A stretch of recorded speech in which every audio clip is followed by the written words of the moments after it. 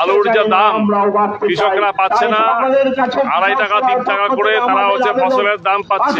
ফলে কৃষকের আত্মহত্যা ইতিমধ্যেই শুরু হয়ে গেছে সারা বিভিন্ন জেলাগুলোতে।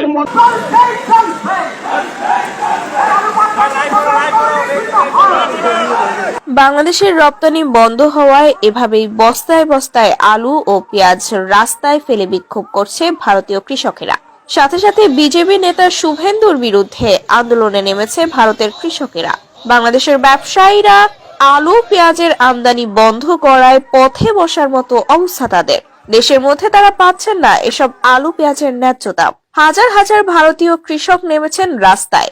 বস্তায় বস্তায় আলু ও পেঁয়াজ রাস্তায় ফেলে করছে বিক্ষোভ। কৃষকেরা বলছে, আলু পেঁয়াজ বাংলাদেশের রপ্তানি করে আমরা ন্যায্য দাম পেতাম, কিন্তু এখন রপ্তানি বন্ধ হওয়ায় তা পাচ্ছি না।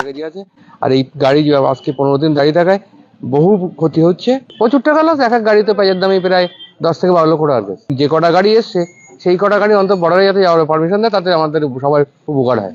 লাগাতার বন্ধ করে ওদের আলু পেঁয়াজ কি করে খায় আমরা সেটা দেখিয়ে দেব। এখন সেটা তো বিজেপি নেতা শুভেন্দু বন্ধ করে দিল। তাহলে এখন আমাদের এই উৎপাদিত আলু পেঁয়াজ ভারতীয় বিজেপি সরকার কিনুক। বিজেপি নেতা শুভেন্দু আমাদের এখন রাস্তায় নামতে বাধ্য করেছে।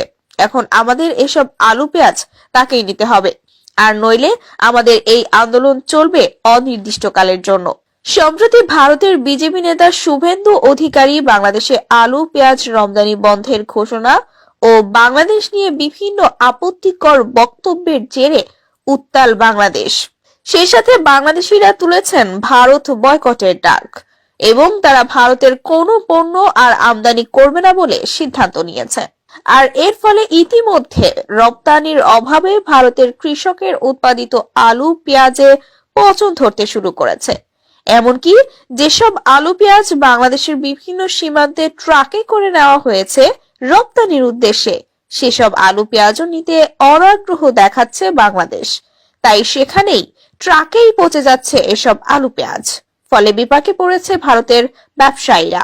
এর ফলে ভারতের কৃষক ও ব্যবসায়ীদের দেখা দিয়েছে অস্থিরতা ও বিজেপি নেতা শুভেন্দু অধিকারীর উপর তীব্র ক্ষোভ ও পদত্যাগের দাবি।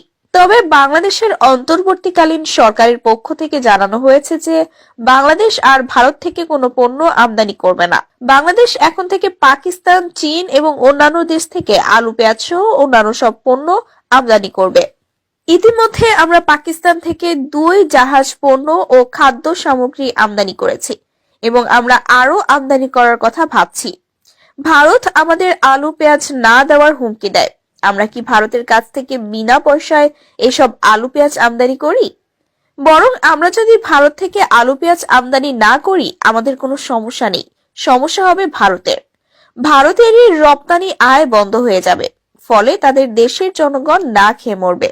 তবে বাংলাদেশ এখন আর ভারতের গোলামি করবে না।